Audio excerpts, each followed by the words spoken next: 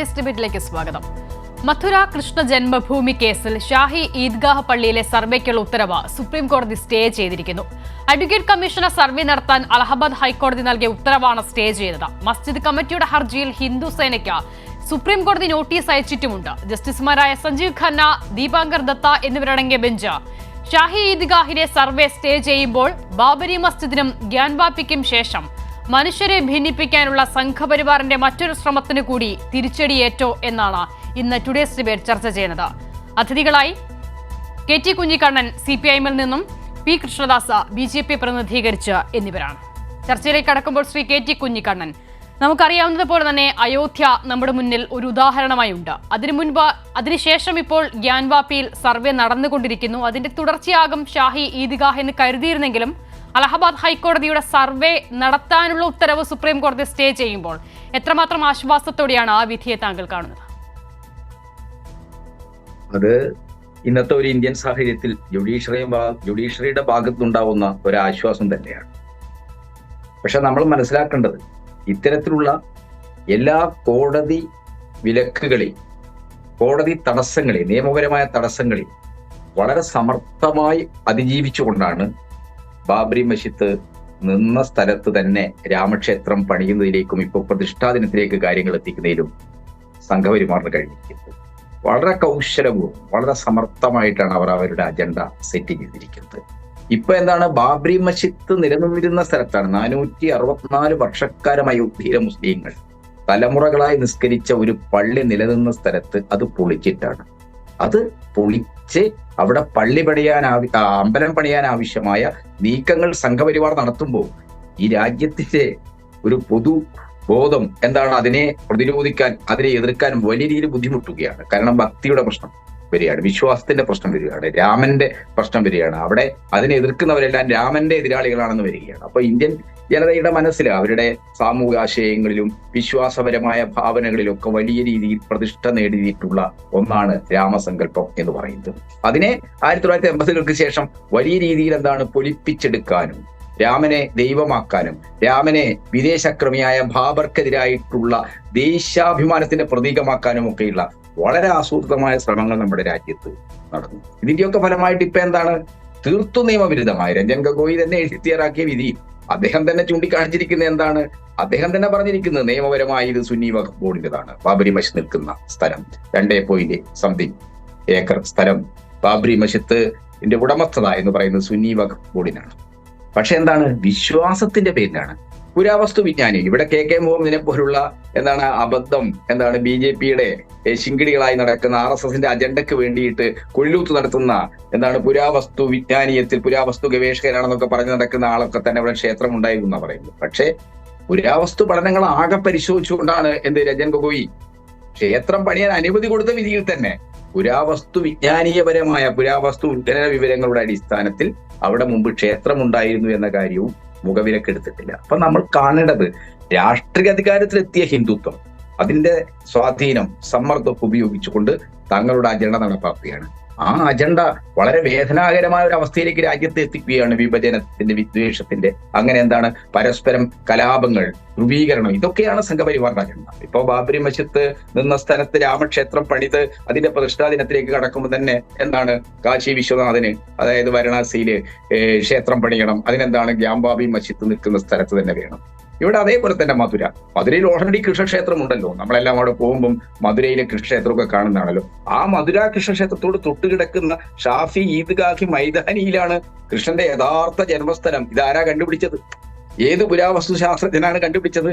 അല്ലെങ്കിൽ ഈ സാക്ഷ്യം പറഞ്ഞു വരുന്ന ഏതെങ്കിലും ഹിന്ദുത്വവാദി ഈ കാലത്ത് കൃഷ്ണ ജനനത്തിന് സൂതികർമ്മികളായി പ്രവർത്തിച്ചവരാണ്. അപ്പൊ തെറ്റായ വിവരങ്ങൾ വിശ്വാസപരമായി അവതരിപ്പിച്ച് ജനങ്ങളെ ഇളക്കി വിടുക, സമൂഹത്തിൽ ധ്രുവീകരണം ഉണ്ടാക്കുക, അതിനാവശ്യമായിട്ടുള്ള വിധ്വംസകമായ നീക്കങ്ങളുടെ ഭാഗമായിട്ടാണ് അയോധ്യ പോലെ, അതേപോലെ തന്നെ കാശി പോലെ ഈ മധുരയും വിവാദത്തിന്റെയും സംഘർഷത്തിന്റെയും ഭൂമിയാക്കാൻ അവർ ശ്രമിച്ചത്.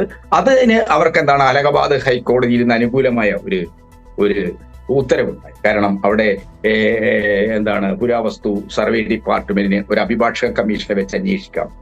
അതിന്റെ സാങ്കത്യത്തെ, ആ വിധിയുടെ സാങ്കത്യത്തെ ചോദ്യം ചെയ്തുകൊണ്ടാണ് കോടതിയിൽ പോയത്. അതിന്റെ അടിസ്ഥാനത്തിലാണ് ഇപ്പോൾ സുപ്രീം കോടതി ഇങ്ങനെയൊരു ആ വിധി റദ്ദ് ചെയ്യുന്ന അലഹബാദ് ഹൈക്കോടതിയുടെ വിധി റദ്ദ് ചെയ്യുന്ന ഒക്കെ ഉണ്ടായിരിക്കുന്നത്.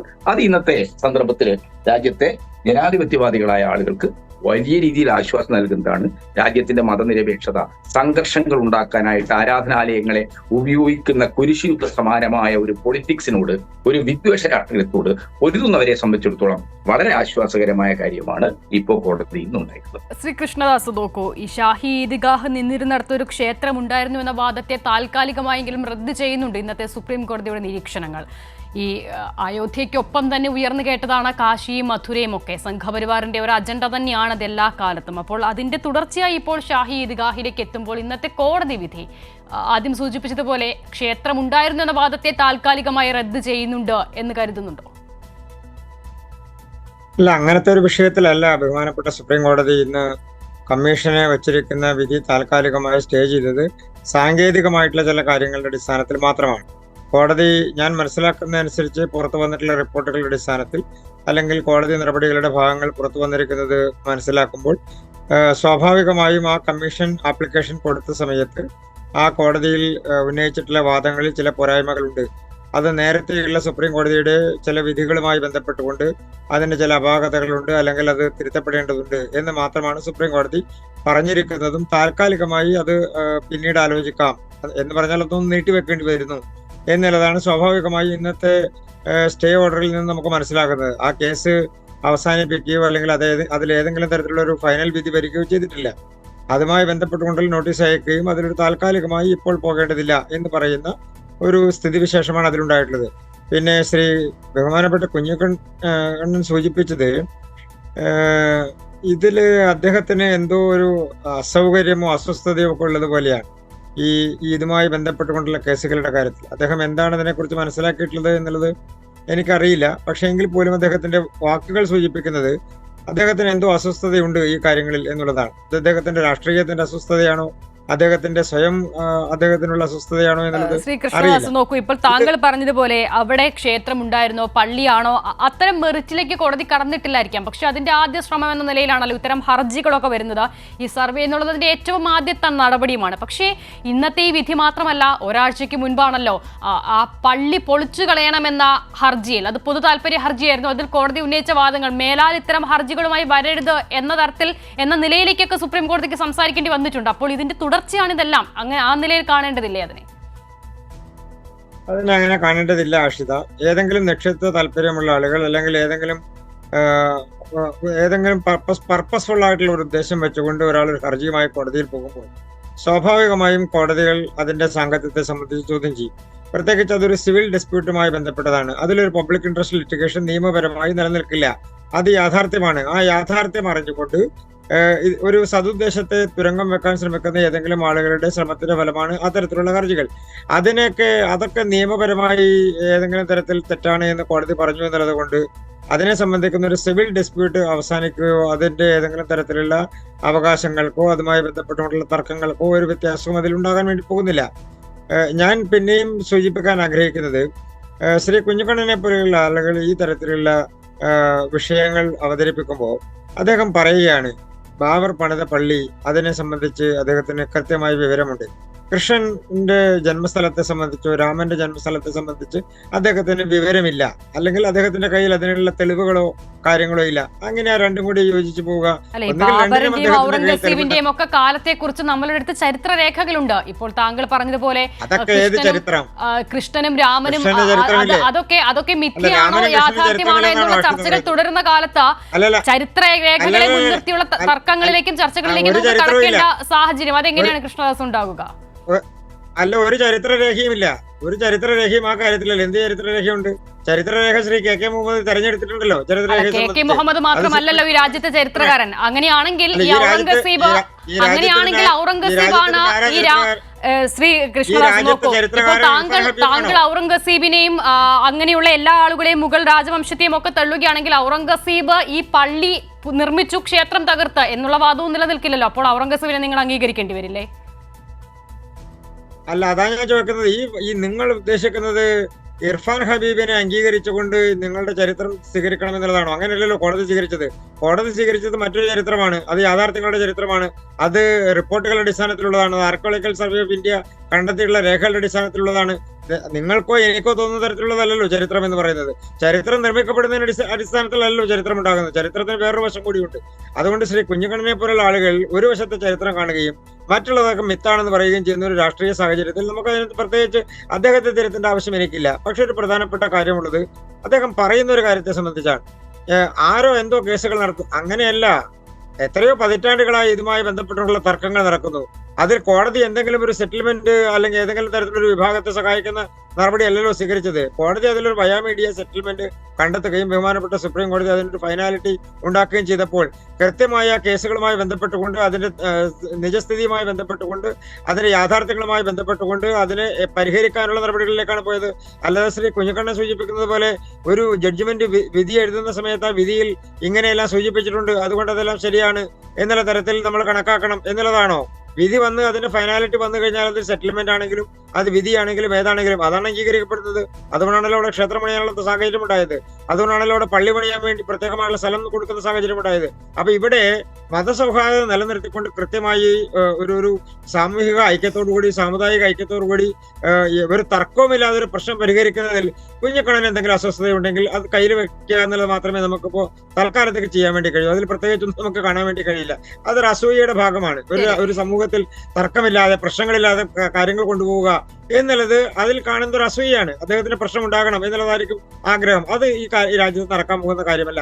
സമാധാനപരമായി സ്വസ്ഥമായി ആളുകളെ സമാധാനപരമായി അവരുടെ വിഷയങ്ങൾ ധരിപ്പിച്ചുകൊണ്ട് ഒരു പ്രശ്നം പരിഹരിക്കുന്നു. ഇവിടെ ആർക്കും തർക്കമില്ലല്ലോ. കുഞ്ഞിക്കണ്ണനെ ഒഴിച്ചാൽ ആർക്കും തർക്കമില്ല. അല്ലെങ്കിൽ നിങ്ങൾ ചരിത്രത്തെ കാണുന്നതിന്റെ രീതിയെ തന്നെയാണ് ശ്രീ കൃഷ്ണദാസ് ചോദ്യം ചെയ്യുന്നത്. ഒരുപക്ഷെ മുഗൾ രാജവംശത്തിന് ശേഷമുള്ള ചരിത്രത്തെ പറ്റി മാത്രം സംസാരിക്കുന്നത് കൊണ്ടാകാം അതിന് മുൻപ് ഇത്തരം ക്ഷേത്രങ്ങൾ തകർക്കപ്പെട്ടത് അറിയാതെ പോകുന്നത് എന്നുകൂടി പറയുന്നുണ്ട് കൃഷ്ണദാസ്. കെ.ടി. കുഞ്ഞിക്കണ്ണൻ. അല്ല, കൃഷ്ണദാസ് ഇന്ത്യ രാജ്യത്താണോ ജീവിക്കുന്നത്? അപ്പൊ ഈ രാജ്യം ഒരു നിയമവ്യവസ്ഥ നിലനിൽക്കുന്ന രാജ്യമാണ് മിസ്റ്റർ കൃഷ്ണദാസ്. ശാഖയിൽ നിന്ന് കിട്ടുന്ന വിവരവും ശാഖയ്ക്ക് വേണ്ടിയുള്ള വാദവും ഇത്തരം ചർച്ചകളിൽ താങ്കളെപ്പോലുള്ള ഒരു അഭിഭാഷകൻ അവതരിപ്പിക്കുന്നത് വളരെ ഖേദകരമാണ്. മാത്രമല്ല അത് അപഹാസ്യമാണ്. താങ്കൾക്കറിയുമോ 1991 ഇന്ത്യൻ പാർലമെന്റ് ഒരു നിയമം ഉണ്ടാക്കിയിട്ടുണ്ട്. ആ നിയമം എന്താണ്? 47 സ്റ്റാറ്റസില് എല്ലാ ആരാധനാലയങ്ങളും ഉടമസ്ഥയുടെ കാര്യം നിൽക്കണം. ഏതൊഴിച്ച്? അയോധ്യ ഒഴിച്ച്.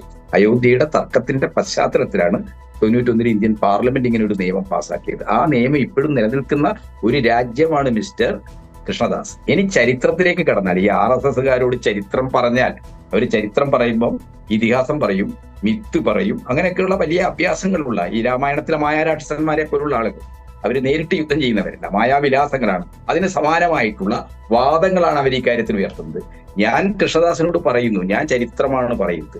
1528 ബാബർ ചക്രവർത്തി പണിത ആ പള്ളി അത് ചരിത്രരേഖയാണ്.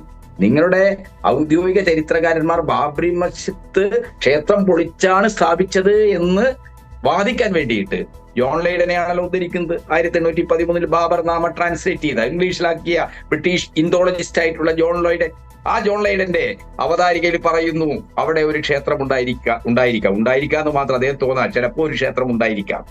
അവിടെയാണ്, ആ പ്രദേശത്താണ് ബാബർ അദ്ദേഹത്തിന്റെ സൈന്യാധിപനോട് ആവശ്യപ്പെട്ടതനുസരിച്ച് അദ്ദേഹത്തിന്റെ പട്ടാളക്കാർക്ക് നിസ്കരിക്കാൻ വേണ്ടി ഒരു പള്ളി ഉണ്ടാക്കിയത്. അതൊരു സാധാരണഗതിയിലുള്ള ഒരു ബാബർ നാമ എന്ന് പറയുന്ന ബാബർ ചക്രവർത്തിയുടെ ആത്മകഥയ്ക്ക് എഴുതിയ അവതാരികയിൽ പറയും. പക്ഷെ അത് കഴിഞ്ഞ് 1857 ഒന്നാം സ്വാതന്ത്ര്യ സമരം, ഞാനിപ്പോ കൃഷ്ണദാസിനോട് പറയുന്നത്, ആ സവർക്കർ ഇന്ത്യയുടെ ഫസ്റ്റ് ഇൻഡിപെൻഡൻസ് വാർ എന്ന പേരിൽ ഒരു പുസ്തകം എഴുതിയിട്ടുണ്ട്. അത് കോഴിക്കോട്ടെ കിഷോർ പബ്ലിക്കേഷൻസ് മലയാളത്തിൽ പണ്ടിറക്കിയത്. ഇപ്പൊ നിങ്ങളത് ഇറക്കില്ലെന്ന് നമുക്കറിയാം. ഇപ്പൊ നിങ്ങളത് പബ്ലിഷ് ചെയ്യുമോ, അത് വിതരണത്തിന് എടുക്കുകയില്ല. അതിലെ മിസ്റ്റർ സവർക്കർ അദ്ദേഹം ദേശീയവാദിയായിരുന്ന കാലത്ത് എഴുതിയ ഒരു പുസ്തകമാണ് അത്.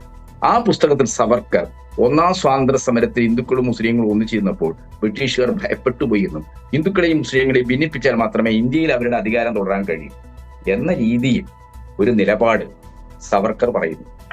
അങ്ങനെ സവർക്കറുടെ ചരിത്ര പുസ്തകം നിങ്ങൾ നോക്കണമെന്ന് ഞാൻ പറയുമ്പോൾ ഞാനൊരു കാര്യം കൃത്യമായി പറയാം. ഒന്നാം സ്വാതന്ത്ര്യ സമരത്തിൽ കണ്ട ഹിന്ദു മുസ്ലിം മൈത്രിയെ ബ്രിട്ടീഷുകാർ ഭയപ്പെട്ടു. ആ ഇന്ത്യൻ ജനതയുടെ അപ്രതിരോധ്യമായ മുന്നേറ്റത്തെ ബ്രിട്ടീഷുകാർ ഭയപ്പെട്ടു. അങ്ങനെയുള്ള ഒരു സന്ദർഭത്തിലാണ് അന്നത്തെ ലക്നൗ റെസിഡന്റ് ആയിരുന്ന മിസ്റ്റർ കാർണൽ ശ്രീമാൻ, ഇത് ബാബറി മസ്ജിദിന്റെയും രാമ മന്ദിരിന്റെയും ഒക്കെ തന്നെ തർക്കവുമായി ബന്ധപ്പെട്ട സംവാദങ്ങളിലും വ്യവഹാരങ്ങളിലും നിരന്തരമായി നമ്മൾ ചർച്ച ചെയ്യുന്ന വിഷയമാണ്. അത്തരം ഒരു ഘട്ടത്തിലാണ് കർണൽ ശ്രീമാൻ ഫൈസാബാദ് ഗസറ്റീർ ലേഖനം എഴുതുന്നത്. എന്താ ലേഖനം എഴുതിയത്? ജോൺ ലൈഡൻ ഇത് പള്ളി നിലനിൽക്കുന്ന സ്ഥലത്ത് ക്ഷേത്രം ഉണ്ടായിരിക്കാമെന്ന് പറഞ്ഞിട്ടുണ്ട്. അത് ജോൺ ലൈഡൻ സംശയം വെച്ചതാണെങ്കിൽ അവിടെ ക്ഷേത്രമുണ്ടായിരുന്നു. ബാബറി മസ്ജിദിന്റെ മുഖ്യ കവാടം, ഇപ്പോ ഈദ്ഗാഹ് മൈതാനിയൊക്കെ പറയുന്ന പോലെ തന്നെ ബാബറി മസ്ജിദിന്റെ മുഖ്യ കവാടം, ആ ഭാഗം എന്താണ്? രാമൻ ജനിച്ച, സീത ജീവിച്ച മേഖലകളാണ്. അത് രാമ പൂജക്ക്, രാമചത്ര ബുധയാക്കി മാറ്റണം എന്ന രീതിയില് 1858 അയോധ്യയിലെ മുസ്ലിം ഹിന്ദു ഐക്യത്തെ തകർക്കാനായിട്ട് ബ്രിട്ടീഷ് റെസിഡന്റ് ആയിരുന്ന മിസ്റ്റർ കാർണൽ ശ്രീമാൻ എഴുതിയ ലേഖനം. ഇതൊക്കെയല്ലേ മിസ്റ്റർ കൃഷ്ണദാസ് RSSന്റെ ഏറ്റവും വലിപ്പമുള്ള ചരിത്രം എഴുത്തുകാരുടെ റഫറൻസ് എന്ന് പറയുന്നത്, അവലംബം എന്ന് പറയുന്നത്? അതിലപ്പുറത്ത് നിങ്ങൾക്ക് എന്താ ഉള്ളത്? ചരിത്രത്തിന്റെ പല ഘട്ടങ്ങളിൽ നടന്ന സംഭവങ്ങൾക്കല്ല ഇന്ന് പകരം ചോദിക്കാൻ നിന്നാൽ നമ്മൾ എവിടെ എത്തും? 1991 ഇന്ത്യൻ പാർലമെന്റ് പാസാക്കിയ നിയമമാണ് 47 മുമ്പുള്ള ഉടമസ്ഥതയിൽ എല്ലാ ആരാധനാലയങ്ങളും നിൽക്കണം. ആരാധനാലയങ്ങളെയൊക്കെ തൊലി നമ്മളിങ്ങനെ തർക്കം തുടങ്ങിക്കഴിഞ്ഞാൽ എന്തായിരിക്കും സ്ഥിതി രാജ്യത്ത്? അപ്പൊ ഓരോരുത്തർക്കും അവകാശപ്പെടാം. അവിടെ പള്ളി നിൽക്കുന്ന സ്ഥലത്ത്, ഇവിടെ ക്ഷേത്രം നിൽക്കുന്ന സ്ഥലത്ത്, അത് ഞങ്ങളുടെ ക്ഷേത്രം ഉണ്ടായിരുന്നു, ഞങ്ങളുടെ പള്ളി മുമ്പുണ്ടായിരുന്നു. ഇങ്ങനെ തർക്കിക്കാനാണോ നമ്മൾ?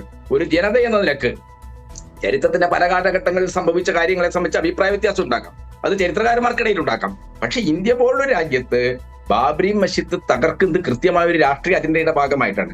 അത് കൃഷ്ണദാസ് ഒരു അഭിഭാഷകനാണ്, ഞാനൊരു അഭിഭാഷക നിയമജനല്ല കേട്ടോ കൃഷ്ണദാസ്, നിങ്ങളൊരു അഭിഭാഷകനാണെന്നാണ് ഞാൻ മനസ്സിലാക്കുന്നത്.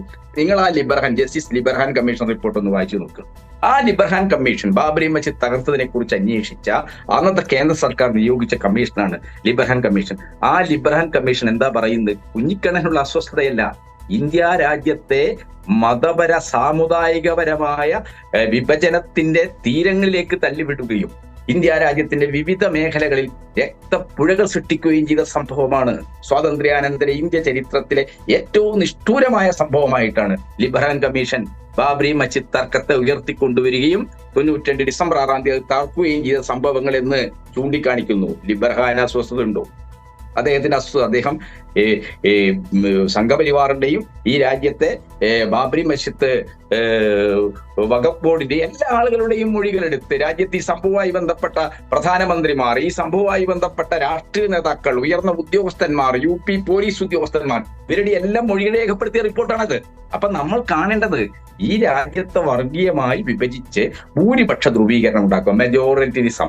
ആ മെജോറിറ്റിനിസം എന്ന പൊളിറ്റിക്കൽ സ്ട്രാറ്റജി കൊണ്ടാണ് 81 മുതൽ 3000 ക്ഷേത്രങ്ങളുടെ ലിസ്റ്റ് പ്രസിദ്ധീകരിച്ച് അതെല്ലാം തർക്കമാക്കി ഈ രാജ്യത്ത് ആരാധനാലയങ്ങൾക്ക് വേണ്ടിയുള്ള തർക്കത്തെ ഹിന്ദു മുസ്ലിം കലാപങ്ങളാക്കി മാറ്റാനുള്ള നീക്കം നിങ്ങൾ നടത്തിയത്.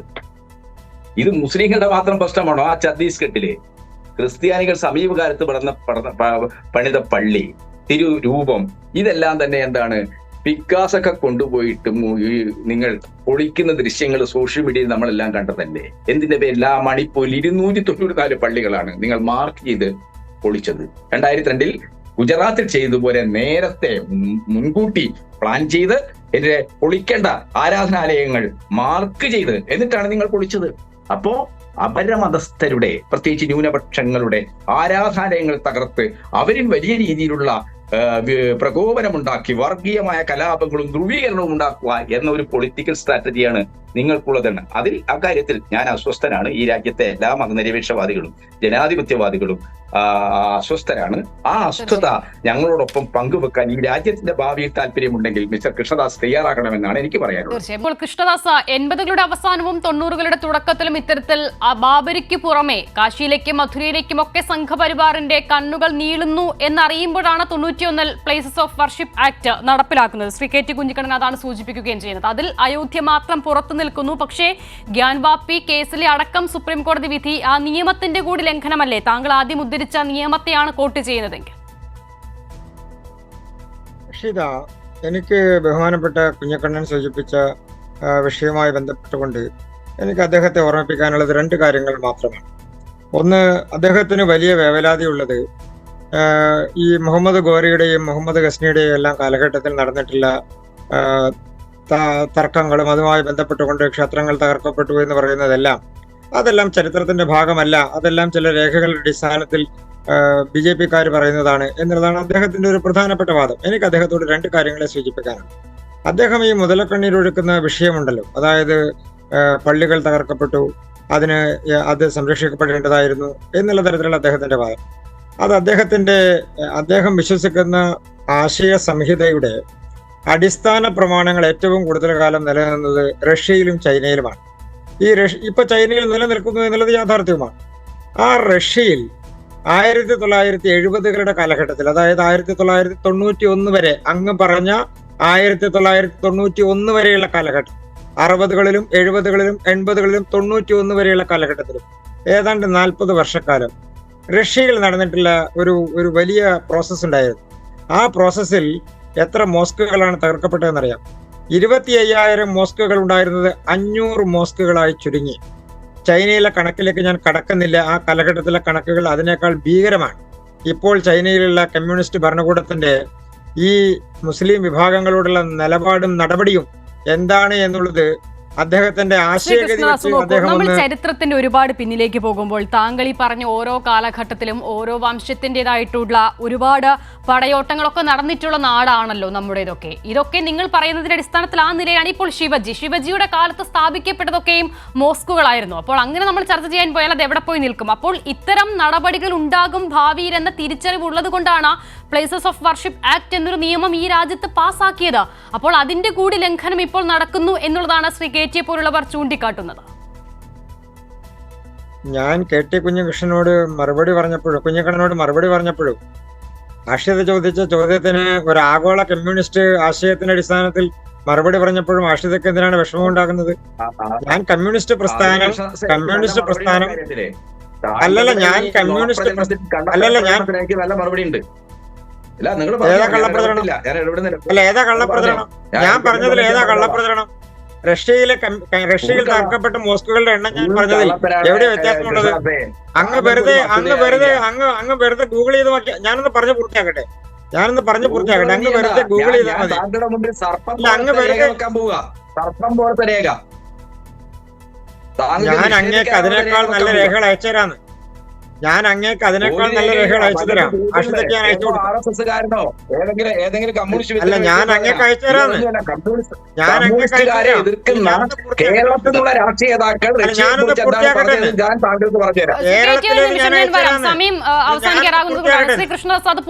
താങ്കളുടെ പോയിന്റ് പൂർത്തിയാക്കിക്കോളൂ. വളരെ ഞാനൊന്ന് പൂർത്തിയാക്കട്ടെ. അങ്ങ് ഇന്ത്യയെ കുറിച്ച് പറഞ്ഞപ്പോൾ ഞാൻ ആഗോള കമ്മ്യൂണിസത്തെ കുറിച്ച് പറഞ്ഞു, അത്രയേ ഉള്ളൂ. റഷ്യയിലും ചൈനയിലും നടക്കാൻ തകർക്കലിനെ കുറിച്ച് പറഞ്ഞു, അത്രയേ ഉള്ളൂ വ്യത്യാസം. അങ്ങേക്ക് അതിൽ ചൊടിക്കേണ്ട പ്രത്യേകിച്ചുള്ള കാര്യമൊന്നുമില്ല. പിന്നെ ഇന്ത്യയിൽ നടന്നിട്ടുള്ള കാര്യങ്ങൾ, അങ്ങ് 91 വർഷിപ്പ് ആക്ടിനെ കുറിച്ച് പറഞ്ഞപ്പോൾ ഒരു ക്ഷേത്രം ഒഴിവാക്കിയെന്നാണല്ലോ പറഞ്ഞത്. ബാക്കി ക്ഷേത്രങ്ങളെ സംബന്ധിച്ചാണെങ്കിലും, ബാക്കി മോസ്കുകളെ സംബന്ധിച്ചാണെങ്കിലും, ബാക്കി ക്രിസ്ത്യൻ പള്ളികളെ സംബന്ധിച്ചാണെങ്കിലും ആ വിഷയങ്ങളിലേക്ക് കൂടി നമുക്ക് കടക്കാം. നമുക്ക് പരസ്യമായ ചർച്ച നടത്താം. എത്രയോ തവണ നടന്നിട്ടുള്ള ചർച്ചകളാണ്. പിന്നെ ഇതുമായി ബന്ധപ്പെട്ടുകൊണ്ടൊരു തർക്കം തീർന്നതിലാണ് അങ്ങേക്കുള്ള വിഷമം എന്നുണ്ടെങ്കിൽ, അങ്ങയുടെ പ്രസ്ഥാനത്തിനുള്ള വിഷമം എന്നുണ്ടെങ്കിൽ, അത് തൽക്കാലത്തേക്ക് അനുവദിച്ചു തരാൻ പറ്റുന്ന ഒരു വിഷമമല്ല ശ്രീ കുഞ്ഞിക്കണ്ണൻ. അതിന്റെ പ്രധാനപ്പെട്ട കാരണം ഈ വിഷയങ്ങൾ എത്രയോ കാലം ബഹുമാനപ്പെട്ട കോടതികളിൽ പരിഗണിക്കുകയും, ജില്ലാ കോടതിയിലാണെങ്കിലും ഹൈക്കോടതികളിലാണെങ്കിലും, പക്ഷെ അവിടെ ആരുടെയും വേദനയും മുറിവൊന്നും തീർന്നിട്ടില്ല എന്നുള്ളതാണ് പ്രശ്നം. ആ മുറിവിലാണ് വീണ്ടും വീണ്ടും ആഴത്തിൽ നിങ്ങൾ കത്തി കുത്തിയിറക്കാൻ ശ്രമിക്കുന്നത്. ഈ 91 നിയമത്തിൽ നിന്ന് പുറത്തു നിൽക്കുന്നത് അയോധ്യയാണ്, ബാബരിയാണ് എന്നുള്ളത് താങ്കൾ അംഗീകരിക്കുകയും ചെയ്യുന്നുണ്ട്. അപ്പോൾ എങ്ങനെയാണ് മറ്റു കേസുകളിൽ അതേ നിയമം നമുക്ക് പ്രാവർത്തികമാക്കാൻ കഴിയുന്നതെന്ന ചോദ്യമുണ്ട്. KT ചുരുക്കിക്കോളൂ, അവസാനത്തെ 1 മിനിറ്റാണ്. അല്ല, എന്റെ പ്രിയപ്പെട്ട കൃഷ്ണദാസെ, ആ CH മുഹമ്മദ് കോയ ഇവിടെ കമ്മ്യൂണിസ്റ്റുകാർക്കെതിരായിട്ട് വലിയ പ്രചരണം ഇസ്ലാമിക മതവിശ്വാസികൾക്ക് ഇടയിലൊക്കെ നടത്തുന്ന ഒരു കാലത്താണ് റഷ്യ സന്ദർശിക്കുന്നത്. അദ്ദേഹം മോസ്കോ എയർപോർട്ടിൽ ഇറങ്ങിയപ്പോൾ നിസ്കാര സമയമായിരുന്നു. അദ്ദേഹം അടുത്ത് പള്ളി എവിടെയാണെന്ന് ചോദിച്ചപ്പോൾ എയർപോർട്ടിൽ തന്നെ, മോസ്കോ എന്ന് പറയുന്നത് കമ്മ്യൂണിസ്റ്റുകാർ ഭരിക്കുന്ന ഒരു രാജ്യത്തിന്റെ തലസ്ഥാന നഗരമായിരുന്നു. എയർപോർട്ടിനകത്ത് തന്നെ വിവിധ മതവിശ്വാസികൾക്ക് അവരുടേതായ രീതിയിൽ ആരാധന നടത്താനുള്ള സൗകര്യം ഒരുക്കി. ഇന്ത്യയിലുണ്ടോ മിസ്റ്റർ കൃഷ്ണദാസ് ആ സൗകര്യം? നമ്മളത് കാണണം. നിങ്ങളുടെ കാലത്ത് ഉണ്ടാവില്ല, അത് വേറെ കാര്യം. പക്ഷെ അദ്ദേഹം അവിടെ നിസ്കരിച്ചതായിട്ടും അദ്ദേഹം അവിടെ നിരവധി മുസ്ലിം പള്ളികൾ സന്ദർശിച്ചായിട്ടും എങ്ങനെയാണ് വ്യത്യസ്ത ജനസമൂഹങ്ങളുടെ വിശ്വാസം റഷ്യയിലെ കമ്മ്യൂണിസ്റ്റ് സർക്കാർ സംരക്ഷിക്കുന്നതെന്ന് ഒട്ടും കമ്മ്യൂണിസ്റ്റ് അല്ലാത്ത, അതിശക്തമായി കേരളത്തിലെ കമ്മ്യൂണിസ്റ്റ് പാർട്ടിയെ വിമർശിക്കുന്ന CH മുഹമ്മദ് എഴുതിയ ഒരു പുസ്തകമുണ്ട്. പിന്നെ താങ്കൾ ഇപ്പൊ ചൈനയിലും റഷ്യയിലൊക്കെ എനിക്ക് വളരെ കൃത്യമായിട്ടറിയാം, ഈ രാജ്യങ്ങളിലൊക്കെ ആരാധനാലയങ്ങൾ സംരക്ഷിക്കുകയാണ്. എല്ലാവർക്കും ഇഷ്ടമുള്ള മതത്തിൽ വിശ്വസിക്കാൻ, ആരാധന നടത്താൻ, ഇനി ഒരു മതത്തിലും വിശ്വസിക്കാതിരിക്കാൻ, അതേപോലെ തന്നെ മതങ്ങൾ മാറാൻ, ഇതിനെല്ലാമുള്ള സ്വാതന്ത്ര്യമുള്ള വളരെ ലിഖിത ഭരണഘടനയുള്ള രാജ്യങ്ങളാണ് സോഷ്യലിസ്റ്റ് രാജ്യങ്ങൾ. ചൈന, റഷ്യ എന്നൊക്കെ പറയുന്നത്. അപ്പൊ താങ്കളുടെ പള്ളി ദംശനത്തെ BJPയുടെ RSSന്റെ ഈ കുറ്റകരമായ ചരിത്രത്തിൽ ഒരിക്കലും മാപ്പ് കിട്ടാത്ത പള്ളി ദംശനങ്ങളെ, അപരമത വിഭാഗങ്ങളുടെ ആരാധനാലയങ്ങൾക്ക് നേരെയുള്ള ഈ കലാപ ഭീഷണിയെ ന്യായീകരിക്കാൻ വേണ്ടി റഷ്യയിലെ കഥണ്ട് എന്ന് പറഞ്ഞു കഴിഞ്ഞാല് അതൊക്കെ വായിക്കുന്ന ആളുകളാണ്. തീർച്ചയായും ശ്രീ KT കുഞ്ഞിക്കണ്ണൻ ക്ലിയർ ആണ്. അപ്പോൾ അയോധ്യയുടെ വഴിയിലേക്ക് ഗ്യാൻവാപി ഇതിനോടകം തന്നെ വന്നിട്ടുണ്ട്. ഷാഹി ഈദ്ഗാഹും അതിലേക്കുള്ള യാത്രയിലാണോ എന്നുള്ളതാണ് ഇന്ന് ചർച്ച ചെയ്തത്. വളരെ നന്ദി Shri KT Kunhikannan, P. Krishnadas today's ഡിബേറ്റിൽ സഹകരിച്ചതിന്.